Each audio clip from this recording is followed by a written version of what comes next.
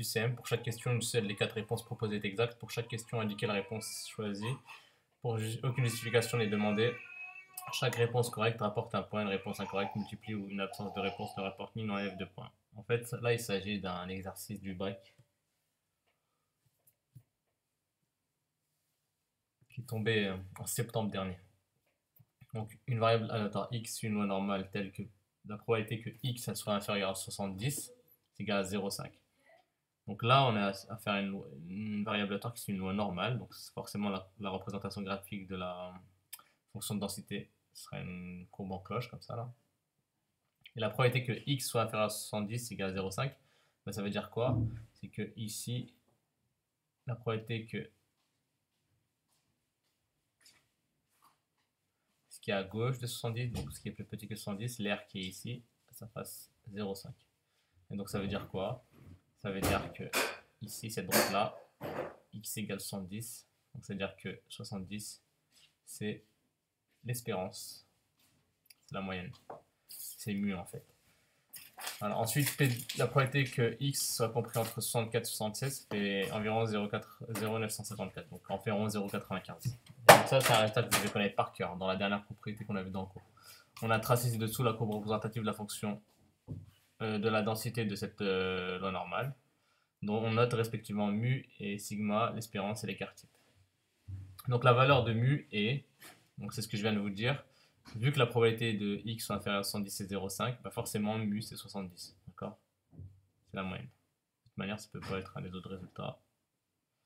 Voilà, donc réponse C. Ensuite, la question 2. Parmi les valeurs dessous, la plus proche de sigma est...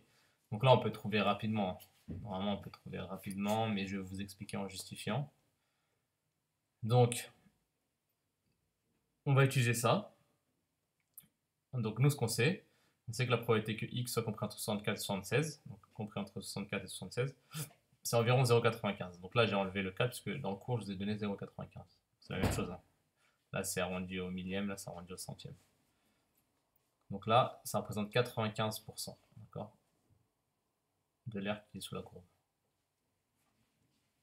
Et donc, ce que vous devez savoir, c'est que la probabilité que x soit compris entre mu et moins de sigma et mu plus de sigma, ça doit faire 0,95. Regardez, je vous le remontre. On l'a vu. Non, c'était pas ici. Ici, dans le cours, vous avez ça. La propriété que vous avez donnée. Probabilité que x soit compris entre mu moins de sigma et mu plus de sigma, c'est 0,95. Donc ça, c'est une propriété, c'est à connaître par cœur. Donc, on avait vu ça. D'accord? Donc ça, c'est à connaître. Donc ça, ce qu'on donne dans l'énoncé, c'est la probabilité que x soit compris entre 64 et 67, c'est 0,95. Et la propriété du cours, c'est exactement ça. Donc ça veut dire quoi? Ça veut dire que mu moins de sigma, c'est 64, et mu plus de sigma, c'est 76. Donc on va utiliser qu'une des deux, on va résoudre une équation. D'où mu moins de sigma, c'est égal à 64. J'ai mis en bleu, comme ça vous voyez bien. Donc mu, qu'est-ce qu'on avait dit dans la question A? Mu, on a dit que c'était 70. Donc ça fait 70 moins 2 sigma égale 64. Donc maintenant, il ne nous reste plus qu'à trouver l'écart type. L'écart type, c'est sigma. C'est ça qu'il faut trouver. Donc on va isoler le sigma. Donc pour ça, on va enlever le 70 ici. Donc on va faire moins 70. Donc ça fait, à gauche, ça fait 0. Et 64 moins 70, ça fait moins 6. Ensuite, là, moins 2, il est en facteur. Donc on va enlever le moins 2, on va faire diviser par moins 2. Moins 2 divisé par moins 2, ça fait 1. Donc ça fait 1 sigma ici. Et moins 6 divisé par moins 2, ça fait 3. Un nombre négatif divisé par un nombre négatif, ça fait positif. 6 divisé par 2, 3. Donc sigma égale 3. Voilà, on a la réponse. Ensuite, calcule la probabilité que x, la probabilité que la variable aléatoire x soit comprise entre 70 et 76.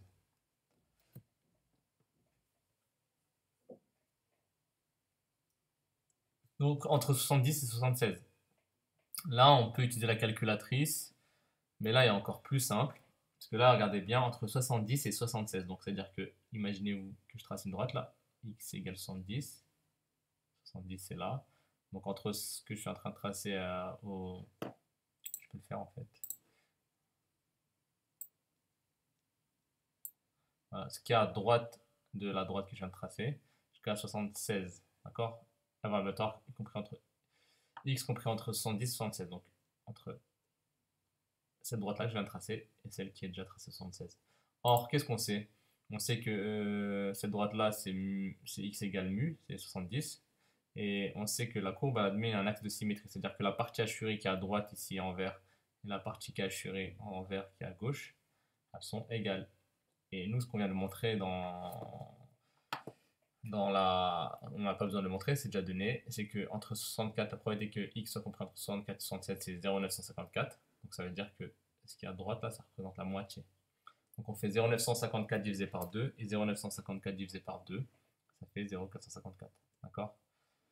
Donc à la calculatrice, si vous tapez, vous faites comme on avait vu, vous marquez borne inférieure 70, borne supérieure 76, sigma 70, mu 70, sigma 3, et après vous trouvez la même chose. Donc à la calculatrice, vous les donnez. Sinon, on fait, comme je vous ai dit, 0,954 divisé par 2. Ça fait ça, 0,454 environ. Donc c'est la réponse. Je me suis trompé, attendez.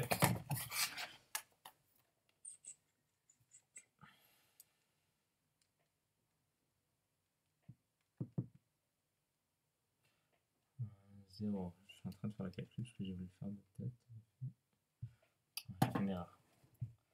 Grosse erreur de calcul. 0,477. 0,954 divisé par 2, ça fait 0,477. Je vais vous le montrer à la calculatrice. Donc à la calculatrice, vous faites ça. Je vais vous montrer parce que je viens de le faire. Je ne l'avais pas fait en fait. Donc j'efface ce qu'il y a ici. Donc vous faites seconde rare, donc distrib. Vous faites normal, fonction de répartition. Donc le 2 là. Entrée. Borne inférieure, on a dit que c'était. Borne inférieure, c'est 60. Non, borne inférieure 70 et borne supérieure 76. 70, 76. Donc là, vous marquez 70, 76. Mu, c'est 70. Et l'écart type, c'est 3. Voilà, et donc là, normalement, on trouve 0,477. Voilà. Okay. C'est moi qui ai fait ça n'importe. Donc c'est bien 0,477 à la calculatrice et c'est bien 0,954 divisé par 2. Regardez, je vais vous montrer. 0,954, 0,954 divisé par 2. C'est bien 0,477. C'est la même chose. Voilà. Donc on n'avait pas besoin d'utiliser la calculatrice, mais bon, si vous l'avez utilisé, c'est très bien aussi. Mais il ne fallait pas se tromper dans les réponses 1 et 2. Donc la bonne réponse, c'est celle-ci. Attendez. La bonne réponse, c'est celle-ci. Voilà. Et le dernier, la probabilité que x soit supérieur à 76. La probabilité que x soit supérieur à 76, donc tout ce qui est là. Est-ce que la probabilité qui est ici, donc regardez, si je vais tracer la droite, donc nous ce qu'on veut, c'est ce qu'il y a à droite, je vais le mettre en gros. Vous allez bien voir le trait. Voilà, donc nous ce qu'on veut, c'est ce qu'il y a à droite du trait là que je viens de faire. À droite. Je vais le mettre en rouge. Donc nous on veut la probabilité que x soit supérieur à 76. X supérieur à 76, c'est cette partie-là qu'elle a.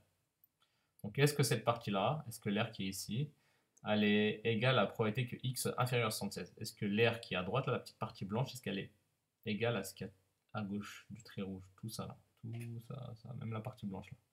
Donc ça c'est faux, ça et ça ne sont pas égaux. Les deux là ne sont pas égaux. Les deux probabilités ne sont pas égales. Donc maintenant, est-ce que la probabilité que x soit supérieur à 76, donc ce qui est à droite ici, là, à droite, là où il y a mon curseur, cette petite partie-là, ça va jusqu'à l'infini, mais bon, c'est minime ce qu'il y a ici en dessous de la courbe et l'axe des abscisses.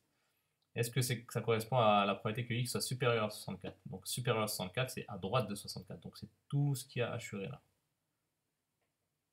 Non, vous êtes d'accord que ça ne correspond pas. Donc ça c'est faux. Maintenant, est-ce que la probabilité qu'elle soit supérieure à 76, ça correspond à la probabilité que x soit inférieur à 64? Inférieur à 64, c'est ce qui est à gauche du 64. Est-ce que la petite partie blanche qui est là, elle est égale à la petite partie blanche qui est ici? Ben oui. Pourquoi? Parce que x égale 70, c'est un axe de symétrie. Et je vous ai montré dans la partie d'avant que la partie hachurée en vert, on peut la partager en deux. D'accord? Donc, ça veut dire que la petite partie blanche qui est ici, la petite partie blanche qui est ici, elles sont égales. Et même, je vous ai déjà montré, c'est 2,5% et 2,5%. Donc, on ne vous demande pas le résultat, donc la réponse c'est C. Et ça ne peut pas être égal à 0,954. 0,954, on a vu que c'était ça, entre 64 et 76. Donc, c'est-à-dire que c'est là toute la partie hachurée en vert. Donc, ce résultat-là, c'est la partie hachurée en vert. Est-ce que la partie hachurée en vert, elle est égale à la petite partie blanche ici? Non. Donc, c'est bien la réponse C. Alors, donc, je remets ça là où je m'étais trompé ici. Ensuite, l'exercice suivant. Donc, ça, c'est l'exercice qui est tombé au bac l'année dernière. Et vous allez voir qu'il est un peu déroutant parce que les élèves, ils avaient retenu que les manipulations calculatrices sans comprendre la logique de la chose. Et vous allez voir que dans cet exercice-là, on ne peut pas utiliser la calculatrice. Donc, exercice 2. Les œufs de poule sont classés en 4 catégories. Petit, si la masse est inférieure à 53 degrés. D'accord. Donc là, on regarde tout de suite la représentation graphique. Donc inférieur à 53 degrés, 53 grammes, pardon, je suis fatigué. Donc en fait, c'est la partie en vert ici. Moyen, si la masse est comprise entre 53 grammes et 63 grammes. Donc entre 53 grammes et 63. Donc de là à là. Gros, si la masse est comprise entre 63 et 73. 63 et 73, c'est la partie grisée. Et très gros, la supérieure, si la masse est supérieure à 73 grammes. Donc c'est tout ce qui est ici. On admet que la masse d'un œuf de poule peut être modélisée par une variable aléatoire x suivant une loi normale d'espérance 60 grammes. C'est-à-dire quoi en gros? C'est-à-dire qu'en moyenne, les œufs ont une masse moyenne de 63 grammes. Alors, donc si on fait la moyenne de tous les œufs qui sont pondus, la moyenne serait de 63 grammes. On donne ci-dessous la courbe de densité associée à cette loi, sur laquelle on a indiqué la probabilité que P de x est inférieur à 53, c'est 0,16. Donc c'est indiqué là. P de x est compris entre 60 et 63. Donc 60 et 63, c'est la petite partie là qui est en bleu, on voit pas très bien. Donc c'est juste là, de 60 à 63, elle est hachurée. C'est 0,17. Et P de x compris entre 63 et 73, donc c'est la partie grisée égale à 0,3. Voilà. On n'a que l'espérance, on n'a pas l'écart type. Donc on va pas pouvoir utiliser la calculatrice, parce qu'avec l'écart type, pour utiliser la calculatrice, on a besoin de l'espérance, qui est 60, et de l'écart type, qu'on n'a pas. Donc, c'est juste, il faut comprendre ce qu'on a déjà vu, et connaître certaines propriétés. Donc, calculer la probabilité qu'un œuf ne soit pas classé dans la catégorie petit. Donc, quelle est la probabilité que l'œuf ne soit pas dans la catégorie petit? Donc, en gros, petit, on sait que c'est 0,16. D'accord? Donc, ce qui est hachuré en vert, c'est 0,16. Donc, c'est petit. C'est la masse inférieure à 53, donc l'œuf, il est classé dans la catégorie petit. D'accord? Nous, la probabilité que vous devez savoir, c'est que l'air qui est compris sous cette courbe-là, tout ça, tout ce qui est en dessous de la courbe, ça doit correspondre à 1. Ça doit être égal à 1. Donc nous, en fait, ce qu'on veut, c'est ce qui n'est pas hachuré en vert. Tout le reste, tout ce qui n'est pas hachuré en vert. Et donc vous avez appris, on va passer par les probabilités contraires. Donc la probabilité que x soit supérieur à 53, nous ce qu'on cherche c'est ça. Ne soit pas classé dans la catégorie petit, c'est qu'il doit être plus grand que 53. Parce que si c'est plus petit que 53 ou égal à 53, c'est petit. Donc nous on cherche plus grand que 53. Et donc plus grand que 53, c'est 1. Donc c'est tout ce qu'il y a sous la courbe. C'est toute l'air qu'il y a sous la courbe. Moins la probabilité qu'il soit inférieur à 53. Moins la probabilité qu'il soit petit. Donc c'est tout moins les petits. Donc c'est tout le reste en fait. Donc, or, la probabilité que x soit inférieur à 53, on a c'est 0,16. Donc c'est 1 moins 0,16. Et 1 moins 0,16, ça fait 0,84. Voilà, fin de la question. Question 2. Justifier que la probabilité que x soit compris entre 53 et 60 est 0,34. Donc entre 53 ici et 60. Donc là, il faut réfléchir un peu. Donc en gros, on veut la partie qui est blanche là, pas hachurée là. Pas cette partie-là qui est hachurée, on veut juste la partie blanche. Et nous, ce qu'on sait, c'est que l'espérance est 60. Donc c'est-à-dire que si on trace la droite là, je vais faire aussi zut, là.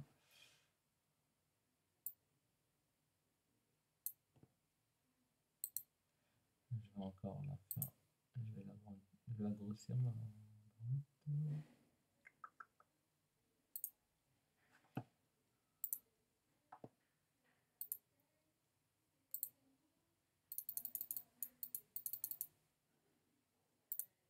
Voilà, donc nous, en fait, on veut compris entre 53, la probabilité que x soit compris entre 53 et 60. Entre 53 et 60. Donc là, 53 c'est là, 60 c'est... On sait que l'espérance est 60. Donc ça veut dire que la probabilité que ça soit inférieur à 60, donc ce qui est à gauche, c'est 0,5. C'est la moitié. Et la probabilité que ce soit supérieur à 60, c'est 0,5. Parce qu'il y a un axe de symétrie. Donc ça veut dire que nous, ce qu'on doit savoir, c'est que ce qui est à gauche, là, ça fait 0,5. Tout ce qui est plus petit que 60. Donc ça veut dire que entre x compris entre 53 et 60, donc c'est tout ce qui est à gauche, 0,5. Et il faut retirer quoi? Il faut retirer la partie hachurée en vert. Pour avoir la partie qui est blanche ici. Pour avoir la partie blanche, ici, il faut faire 0,5. Donc il faut prendre tout ce qui est à gauche du trait rouge, moins 0,16. Et on l'écrit comme ça. La probabilité que x soit compris entre 50 et 60, c'est égal à 0,5 moins p de x inférieur à 53, donc moins la partie hachurée en vert. Donc 0,5 moins 0,7, ça fait 0,34. Voilà, c'est bien ce qu'il fallait trouver. Ensuite, question 3, en déduire la probabilité, donc c'est en déduire, donc c'est par rapport au résultat précédent, la probabilité qu'un 9 soit classé dans la catégorie moyen. Donc la catégorie moyen, c'est compris entre 53 et 63. Entre 53 et 63.